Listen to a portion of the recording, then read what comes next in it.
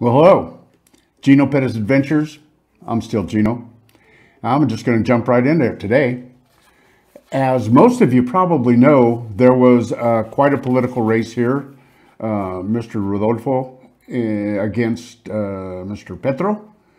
Rodolfo being the right-wing kind of Trumpish kind of candidate, and Petro being the Bernie Sanders kind of candidate because he's an ex-guerrilla, and it's going to get really interesting. But obviously, I didn't take into consideration how the rest of the world was going to react financially to him winning the election. But today, well, yesterday, the peso was at 3,950 pesos per dollar.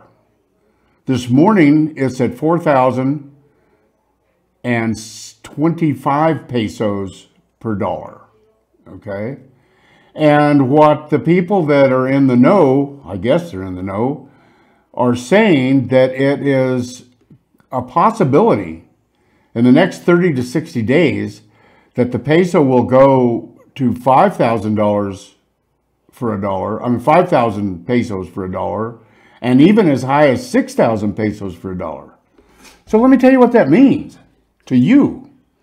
If you want to come to Colombia, you really need to pay attention, because you're going to get a lot of bang for the buck. I think there's usually a window to where this makes sense, and then after that, it just really doesn't make sense, because then it goes into hyperinflation like Venezuela, and the peso would be 40 gazillion to 1, and people are trading in dollars instead of pesos. And it's like Germany after World War II, you have to have a wheelbarrow full of money to buy a loaf of bread. However, in the interim, in between, I don't think it's going to get quite that crazy.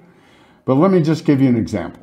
For example, today, if you buy $100 million pesos piece of property in Colombia, that's going to cost you $25,000. Okay? And there isn't a nicer place that you can buy for 200 million, which would cost you 50 grand. Okay?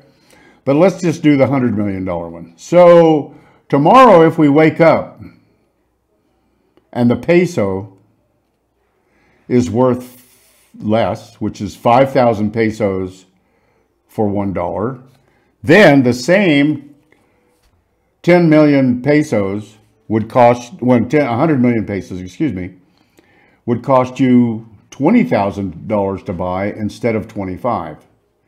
And if in fact it goes to 6,000 pesos per dollar at the end of 30, 60 days, whatever craziness might happen, which is not beyond the realm of reality, by the way, the property that was going to cost you $25,000 yesterday would then cost you $16,666, which is a savings right at $8,400.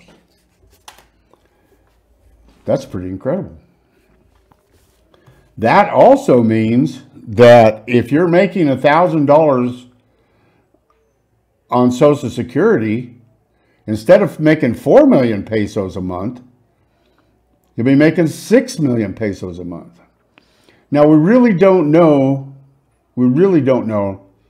what this guy's going to do. We don't know what kind of taxes he's going to put into place.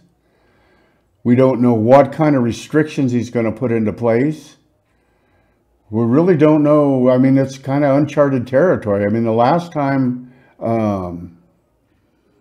this happened was when Chavez took over Venezuela.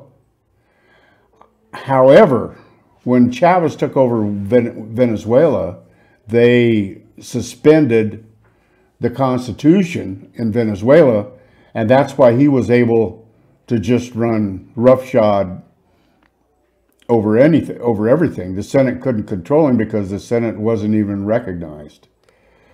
I don't think that's going to happen in Colombia, because he didn't win by a landslide margin. He won by like 2.5 percentage points, which means that the other half of the country will really be pissed if he starts doing real crazy things. There's a hope that he will be a little more conservative, I guess the word would be, than a left-wing radical guerrilla. We don't know. We don't know. It all remains to be seen. It's going to be really interesting. But obviously, what we do know is happening is that the international community that trade in dollars and other currencies it's pretty much going to be a devaluation of the peso. And the only people that win in those cases are the people with dollars that can turn them into pesos and buy stuff.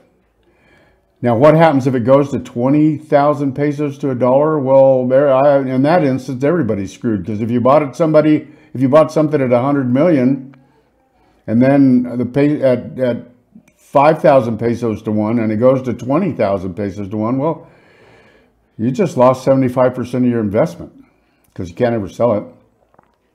If that happens, then it'll get to where the peso's worthless, just like in Venezuela. And as Venezuela, the major currency today is the US dollar. They don't trade in Venezuela in pesos anymore. They trade in US dollars, and that's the only thing that's been able to stabilize their economy.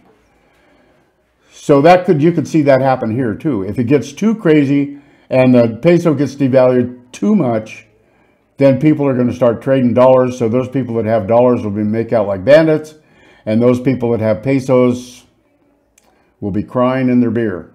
And it won't be pretty. And what I don't understand is he's going down the same road as our illustrious president went down, because he wants to stop oil exports and stop oil drilling, which is 50% of the revenue of the country. If he does that, the wreck is on. And if he, and God bless him. I pray he doesn't. I pray he doesn't do that. But I mean, oh gosh, this is a hard one, because there's a window of opportunity here if you want to buy stuff.